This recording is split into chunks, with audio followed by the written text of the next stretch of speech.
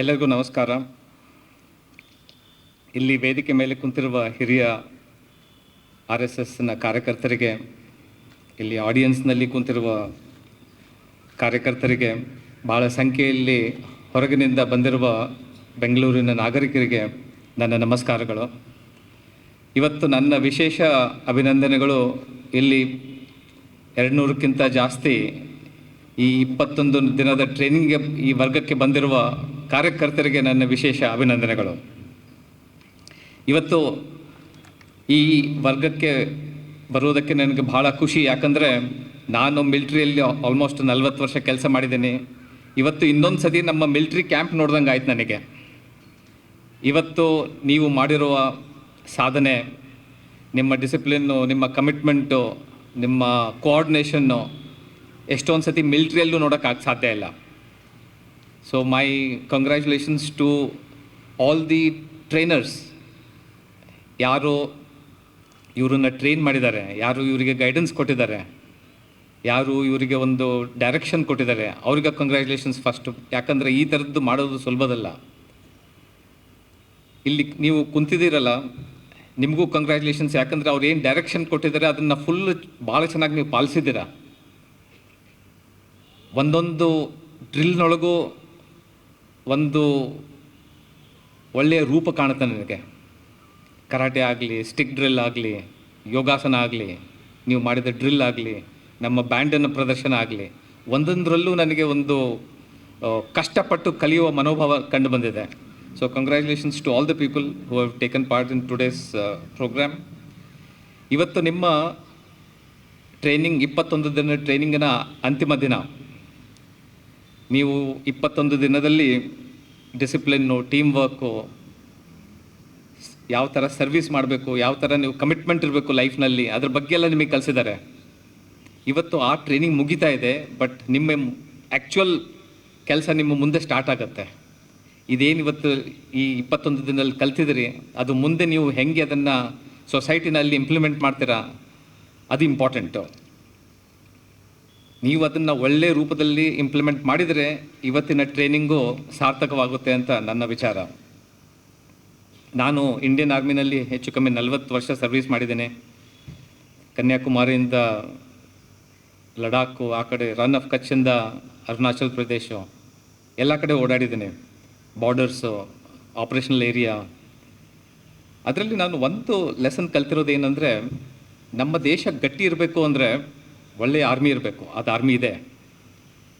ಒಳ್ಳೆಯ ಎಕಾನಮಿ ಇರಬೇಕು. ನಮ್ಮ ದೇಶ ಈಗ ಎಕಾನಮಿನಲ್ಲೂ ಮುಂದೆ ಹೋಗ್ತಾ ಇದೆ. ಎಲ್ಲದಕ್ಕಿಂತ ಮುಖ್ಯ ಏನಂದರೆ ನಮ್ಮಲ್ಲಿ ಡಿಸಿಪ್ಲಿನ್ಡ್ ಸಿಟಿಸನ್ಸ್ ಇರಬೇಕು. ಆ ಡಿಸಿಪ್ಲಿನ್ ಸಿಟಿಸನ್ಶಿಪ್ ಇರಲಿಲ್ಲ ಅಂದರೆ ನಮ್ಮ ದೇಶ ಟೆಕ್ನಿಕಲಿ ವೀಕ್ ಆಗುತ್ತೆ. ನಮ್ಮ ದೇಶ ವಿಕಸಿತ ಭಾರತ್ 2047 ಆಗಬೇಕಂತಂದರೆ ಇದೊಂದು ಕಮ್ಮಿ ಇರೋದು ನನ್ನದು ವಿಚಾರ. ನಮ್ಮ ದೇಶದಲ್ಲಿ ಡಿಸಿಪ್ಲಿನ್ ಬಂತು ಅಂದರೆ ನಾಗರಿಕರಲ್ಲಿ, ನಾವು ಡೆಫಿನೆಟ್ಟಾಗಿ 2047 ಒಂದು ಡೆವಲಪ್ಡ್ ನೇಷನನ್ನು ರೂಪದಲ್ಲಿ ಬದಲಾಗೋಕ್ಕೆ ಸಾಧ್ಯತೆ ಇದೆ.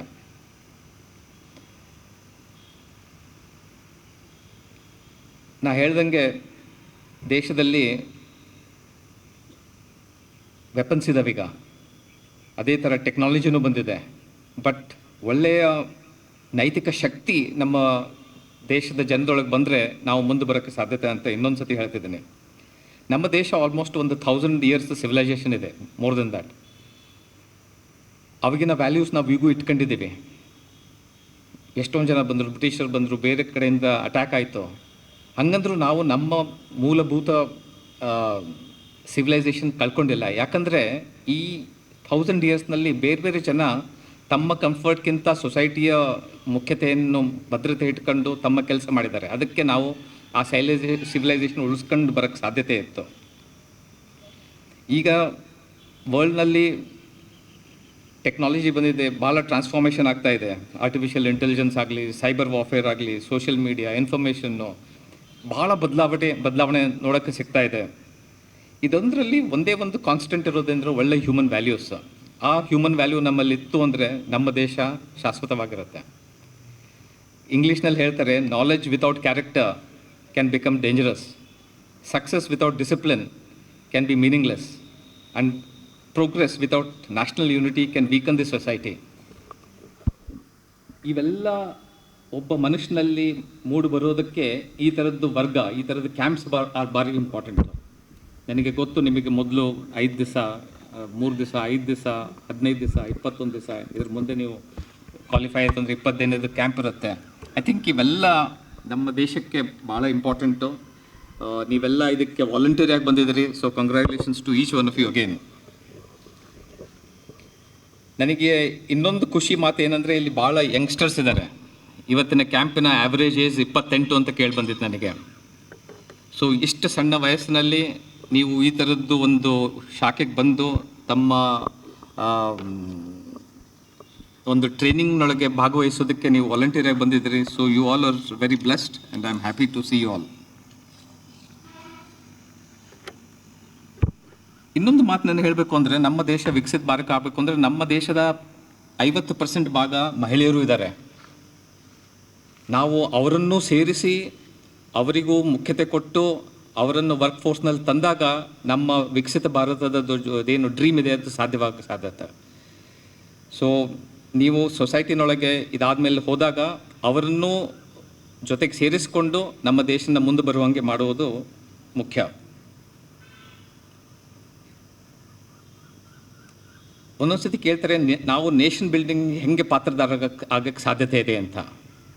ನಮಗೆ ಅಂಥದ್ದು ದೊಡ್ಡ ಕೆಲಸ ಇದು. ಏನೋ ಪ್ರೈಮ್ ಮಿನಿಸ್ಟರ್ ಅವ್ರದ್ದೊಂದು ಕೆಲಸ ಇದೆ, ಮಿನಿಸ್ಟರ್ಸ್ ಒಂದು ಕೆಲಸ ಇದೆ. ನಾವು ನಾಗರಿಕರು ಏನು ಮಾಡೋಕ್ಕೆ ಸಾಧ್ಯತೆ ಅನ್ನೋದನ್ನು ವಿಚಾರ ಮಾಡೋದು ಭಾಳ ಇಂಪಾರ್ಟೆಂಟು. ಸೊ ನಾಗರಿಕರು ನೇಷನ್ ಬಿಲ್ಡಿಂಗಿಗೆ ಮಾಡಬೇಕು ಅಂತಂದರೆ ಡಿಸಿಪ್ಲಿನ್ ಆಗಿರಬೇಕು.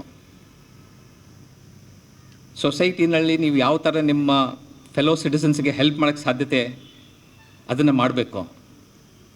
ದೊಡ್ಡವರಿಗೆ ರೆಸ್ಪೆಕ್ಟ್ ಕೊಡಬೇಕು, ಮಹಿಳೆಯರಿಗೆ ಯಾರಿಗೆ ಏನಾದ್ರು ಬೇಕಿದ್ದಾಗ ಅವರಿಗೆ ನೀವು ಹೆಲ್ಪ್ ಮಾಡಬೇಕು. ಸೊಸೈಟಿನಲ್ಲಿ ಒಂದು ಹಾರ್ಮೋನಿ ಮೇಂಟೈನ್ ಮಾಡೋದು ಭಾಳ ಇಂಪಾರ್ಟೆಂಟು. ನಿಮ್ಮ ಅಕ್ಕಪಕ್ಕದಲ್ಲಿ ಎಜುಕೇಷನ್ಗೆ ಇಂಪಾರ್ಟೆನ್ಸ್ ಕೊಟ್ಟು ಅವ್ರಿಗೇನು ಹೆಲ್ಪ್ ಕೊಡೋಕ್ಕೆ ಸಾಧ್ಯತೆ ಅದನ್ನು ಕೊಡ್ತಾ ಇರಬೇಕು. ನಿಮ್ಮ ಏರಿಯಾ ಅಕ್ಕಪಕ್ಕದ ಇಲಾಖೆಯನ್ನು ಸ್ವಚ್ಛತೆಯಾಗಿ ಇಟ್ಕೋಬೇಕು. ಆನೆಸ್ಟಾಗಿ, ಡಿಸಿಪ್ಲಿನ್ ಆಗಿ ಇದ್ದರೆ ನೀವು ದೇಶಕ್ಕೆ ಒಂದು ಥರದ ಕಾಂಟ್ರಿಬ್ಯೂಷನ್ ಕೊಡ್ತಾ ಇದ್ದಾರೆ. ನಾನು ಇವತ್ತು ನಿಮ್ಮ ಬ್ಯಾರಕ್ಸ್ನಲ್ಲಿ ಓಡಾಡಬೇಕಾದ್ರೆ 100 ಪೋಸ್ಟರ್ಸ್ ನೋಡಿದೆ. 1ರಿಂದ 100ವರೆಗೂ ಬರೆದು ಅದರಲ್ಲಿ ಭಾಳ ಚೆನ್ನಾಗಿ ಯಾವ ಥರ ಜೀವನ ನಾವು ನಡೆಸಬೇಕು ಅನ್ನೋದು ಕೊಟ್ಟಿದ್ದೀರಾ. ಇನ್ಫ್ಯಾಕ್ಟ್ ನಾನು ಹೇಳಿದ್ದೀನಿ, ನಮ್ಮ ಹಳ್ಳಿಯಲ್ಲಿ ಹೋಗಿ ನಮ್ಮ ಸ್ಕೂಲ್ನಲ್ಲಿ ಹಾಕ್ಬೇಕಂತಿದ್ದೀನಿ ಅದನ್ನು. ಸೊ ಇಲ್ಲಿ ಕಲಿಯೋಕ್ಕೆ ಒಂದು ಭಾಳ ಒಳ್ಳೆಯ ವಾತಾವರಣ ಕ್ರಿಯೇಟ್ ಮಾಡಿದ್ದಾರೆ. ಅದನ್ನು ನೀವು ಫುಲ್ ಉಪಯೋಗ ಮಾಡಿದಿರಿ ಅಂತ ನಾನು ತಿಳ್ಕೊಂಡಿದ್ದೀನಿ. ಇವತ್ತು ಈ ಯಂಗ್ಸ್ಟರ್ಸಿಗೆ ಒಂದು 2 ಮಾತು ಹೇಳಕ್ಕೆ ಬಯಸ್ತೇನೆ. ಒಂದೇನೆಂದರೆ, ಈ ಕಾಲದಲ್ಲಿ ಡಿಸ್ಟ್ರಾಕ್ಷನ್ಸ್ಗೆ ಏನೂ ಕಮ್ಮಿ ಇಲ್ಲ. ಸೋಷಿಯಲ್ ಮೀಡಿಯಾ ಇದೆ, ಇಂಟರ್ನೆಟ್ ಇದೆ. ಈ ಟೈಮ್ನೊಳಗೆ ಕಳ್ಕೊಂಡು ಹೋಗೋದು ಭಾಳ ಸುಲಭ. ಬಟ್ ಇಂಥ ವಾತಾವರಣದಲ್ಲಿ ನಾವು ಹೇಗೆ ನಮ್ಮ ಫೋಕಸನ್ನು ಸರಿಗಿಟ್ಕೊಂಡು ನ್ಯಾಷನಲ್ ಡೆವಲಪ್ಮೆಂಟಿಗೆ ಕಾಂಟ್ರಿಬ್ಯೂಟ್ ಮಾಡುತ್ತೆ ಅದನ್ನ ಬಗ್ಗೆ ಯೋಚನೆ ಮಾಡೋದು ಇಂಪಾರ್ಟೆಂಟು. ಅದರ ಸಲುವಾಗಿ ನೀವೇನಿರಬೇಕು, ಫಿಸಿಕಲಿ ಫಿಟ್ ಇರಬೇಕು, ನೀವು ಫಿಟ್ ಇರಬೇಕು, ನಿಮ್ಮ ಫ್ಯಾಮಿಲಿನೂ ಫಿಟ್ ಇರಬೇಕು, ಮೆಂಟಲಿ ಡಿಸಿಪ್ಲಿನ್ಡ್ ಆಗಿರಬೇಕು. ಈಗ ನೀವಿಲ್ಲಿ ಬಂದು ಅದನ್ನು ಕಲ್ತಿದ್ದೀರಾ. ಬೆಳಿಗ್ಗೆ 4 ಗಂಟೆಗೆ ಎದ್ದು ರಾತ್ರಿ 10 ಗಂಟೆವರೆಗೂ ಶ್ರಮ ಮಾಡೋಕ್ಕೆ, ಮೊಬೈಲ್ ಯೂಸ್ ಮಾಡ್ದಂಗೆ ನೀವು ಈ ಕೆಲಸ ಸ್ಟಾರ್ಟ್ ಮಾಡಿದ್ದೀರಾ. ಸೊ ನಿಮ್ಮಲ್ಲಿ ಮೆಂಟಲ್ ಡಿಸಿಪ್ಲಿನ್ ಇವತ್ತು ನಿಮಗೆ ಕೊಡ್ತಾ ಇದ್ದಾರೆ. ಅದನ್ನೇ ನೀವು ಹೇಗೆ ಸೊಸೈಟಿನಲ್ಲಿ ಇಂಪ್ಲಿಮೆಂಟ್ ಮಾಡ್ತೀರಾ ಅದು ಇಂಪಾರ್ಟೆಂಟು. ಇನ್ನೊಂದೇನು, ಲೈಫ್ನಲ್ಲಿ ನೀವು ಯಾವುದೇ ವೃದ್ಧಿನೊಳಗಿರ್ಬೋದು, ಕಂಟಿನ್ಯೂಸ್ ಕಲಿತಾ ಇರಬೇಕು. ಲೈಫ್ ಆ ಥರ ಆಗ್ತಾಯಿದೆ. If you don't learn you become irrelevant. ನಮ್ಮ ಕಲ್ಚರು, ನಮ್ಮ ಟ್ರೆಡಿಷನ್ನ ರೆಸ್ಪೆಕ್ಟ್ ಮಾಡಬೇಕು. ನೀವು ಯಾವ ಕೆಲಸದಲ್ಲಿದ್ದೀರೋ ಅದನ್ನು you become an best in that business. You may be a carpenter, be the best carpenter. You may be an agriculturalist, be the best in agriculture. ಎಲ್ಲರೂ ತಮ್ಮ ಹುದ್ದೆಯಲ್ಲಿ ಎಕ್ಸ್ಪರ್ಟೀಸ್ ಚೆನ್ನಾಗಾಯಿತು ಅಂದರೆ ನಮ್ಮ ದೇಶ ಮುಂದೆ ಹೋಗ್ತಾ ಇರುತ್ತೆ. We are on a learning curve and we are on a progressive curve ಅಂತ ಹೇಳ್ತೀವಿ. ಇನ್ನೊಂದೇನು, ನಮ್ಮ ದೇಶದಲ್ಲಿ ಭಾಳ ಡೈವರ್ಸಿಟಿ ಇದೆ. ಬೇರೆ ಬೇರೆ ಪ್ರದೇಶದಿಂದ ನೀವು ಬಂದಿದ್ದೀರಾ, ಬೇರೆ ಬೇರೆ ಭಾಷೆ ಮಾತಾಡ್ತೀವಿ. ಆದರೆ ನಾವೆಲ್ಲರೂ ಒಗ್ಗಟ್ಟಿನಿಂದ ಇರುವುದು ಭಾಳ ಮುಖ್ಯ. ಅದರದ್ದು ನಿಮಗೆ ಇವತ್ತು ಇಲ್ಲಿ ಟ್ರೈನಿಂಗ್ ಸಿಗ್ತಾ ಇದೆ. ನಾವು ಬಾರ್ಡರ್ಸ್ನಲ್ಲಿ ಸೋಲ್ಜರ್ಸ್ ನಿಂತಾಗ, ಅಥವಾ ಯುದ್ಧ ಆದಾಗ ನಾವು ಯಾವ ಜಾತಿ, ಯಾವ ಕುಲ, ಯಾವ ಸ್ಟೇಟು, ಯಾವ ಲ್ಯಾಂಗ್ವೇಜ್ ಅಂತ ಕೇಳಲ್ಲ. ನಾವೆಲ್ಲ ಭಾರತೀಯ ಅಂತ ಯೋಚನೆ ಮಾಡ್ಕೊಂಡು ಯುದ್ಧಕ್ಕೆ ಹೋಗ್ತೇವೆ. ಅದೇ ಥರ ಸಿವಿಲ್ನೊಳಗೂ ತಾವೆಲ್ಲರೂ ನಾವು ಭಾರತೀಯ ಅನ್ನೋದು ಒಂದು ಭಾವನೆ ಮೂಡುವುದು ಭಾಳ ಇಂಪಾರ್ಟೆಂಟ್ ಇದೆ. ಈ ವರ್ಗದಲ್ಲಿ ಆ ನಂಬಿಕೆ ಮೂಡುವ ಟ್ರೈನಿಂಗು ನಿಮಗೆ ಸಿಗ್ತಾ ಇದೆ. RSSನ ಕಾರ್ಯಕರ್ತ ಎಲ್ಲ ನೋಡಿದಾಗ ನನಗೆ ನಮ್ಮ ಮಿಲಿಟ್ರಿಯದು ನೆನಪಾಗುತ್ತೆ. ನಿಮ್ಮ ಡಿಸಿಪ್ಲಿನ್ನು, ನಿಮ್ಮ ಯೂನಿಫಾರ್ಮು, ನಿಮ್ಮ ಡ್ರಿಲ್ಲು, ನಿಮ್ಮ organisation. So you're all blessed to be in this organization which outside of the army to get the same feeling of a army unit. ನಮ್ಮ ಗೌರ್ಮೆಂಟ್ ಅಗ್ನಿವೀರ್ ಸ್ಕೀಮ್ ಅಂತ ತಂದಿದೆ. 17ರಿಂದ 21 ವರ್ಷದಲ್ಲಿ ಅಗ್ನಿವೀರ್ ಅಂತ ಸೇರಿಸ್ಕೊತಾ ಇದ್ದೀವಿ. 6 ತಿಂಗಳು ಟ್ರೈನಿಂಗು, 3 ವರ್ಷ ಸರ್ವಿಸ್ ಇರುತ್ತೆ. ಟ್ರೈನಿಂಗ್ ಆದಮೇಲೆ ಒಂದು 25% ನಾವು ಜನನ ಇಟ್ಕೊತೀವಿ, 75% ವಾಪಸ್ ಸೊಸೈಟಿಗೆ ಕಳಿಸ್ತೀವಿ. ಇದೊಂದು ಭಾಳ ಒಳ್ಳೆಯ ಸ್ಕೀಮ್ ಗೌರ್ಮೆಂಟ್ ತಂದಿದೆ. ಈ ವರ್ಷ ಹೆಚ್ಚು ಕಮ್ಮಿ 1 ಲಕ್ಷ ಜನನ ನಾವು ಸೇರಿಸ್ಕೊತೀವಿ. ಇನ್ನು 2 ವರ್ಷದಲ್ಲಿ 1,60,000 ಜನ ಸೇರಿಸ್ಕೊತೀವಿ. ಆ 1,60,000 ಜನದಲ್ಲಿ 40,000 ಜನ ನಾವು ಇಟ್ಕೊಂಡು 1,00,000 ನಾವು ಸೊಸೈಟಿಗೆ ವಾಪಸ್ ಕಳಿಸ್ತೀವಿ. ಅವರಿಗೆ ಬೇರೆ ಬೇರೆ ಆಪರ್ಚುನಿಟಿ ಗೌರ್ಮೆಂಟ್ ಕೊಡುತ್ತೆ. ಬಟ್ ಮುಖ್ಯದ ಪಾರ್ಟ್ ಏನಂದರೆ, ಪ್ರತಿಯೊಂದು ವಿಲೇಜ್ನಲ್ಲೂ 4ರಿಂದ 5 ಶುರುವಾದ್ನಾಗೆ ಅಗ್ನಿವೀರ್ಸ್ ಇರಬೇಕು. ಆ ವಿಲೇಜ್ನಲ್ಲಿ ಅವರು ಒಂದು ಡಿಸಿಪ್ಲಿನ್ ಕಲ್ಚರ್ ತರಬೇಕು. ನೀವು ಹೆಂಗೆ ತರ್ತಾಯಿದ್ರೆ ಅದೇ ಥರ ಮಿಲಿಟ್ರಿಯಲ್ಲಿ ಟ್ರೈನಿಂಗ್ ಆದವರು ಈಗ ವಿಲೇಜ್ನಾಗೆ ಬರ್ತಾರೆ. ಗೌರ್ಮೆಂಟಿನ ಅದೊಂದು ಇಂಪಾರ್ಟೆಂಟ್ ಏಮ್ ಇದೆ ಅಗ್ನಿವೀರ್ ಸ್ಕೀಮ್ನೊಳಗೆ. ಕೆಲವು ಜನ ಹೇಳ್ತಾರೆ, ಸರ್ 4 ವರ್ಷ ಆದ ತಕ್ಷಣ ವಾಪಸ್ ಕಳಿಸ್ತಾ ಇದ್ದೀವಿ ಅಂತ. ವಾಪಸ್ ಕಳಿಸ್ತಾ ಇಲ್ಲ, ಅವ್ರನ್ನ we are sending them with a purpose. And I am sure it will be A very good success. ಜಾಸ್ತಿ ಟೈಮ್ ತೊಗೊಳ್ಳೋದಿಲ್ಲ. ಕೊನೆಯಲ್ಲಿ ಮತ್ತೊಮ್ಮೆ ಈ ಸುಂದರವಾದ ಇಂಪಾರ್ಟೆಂಟ್ ವರ್ಗನ ಆರ್ಗನೈಸ್ ಮಾಡಿರುವ ತಂಡಕ್ಕೆ ನನ್ನ ಕಂಗ್ರ್ಯಾಚುಲೇಷನ್ಸ್.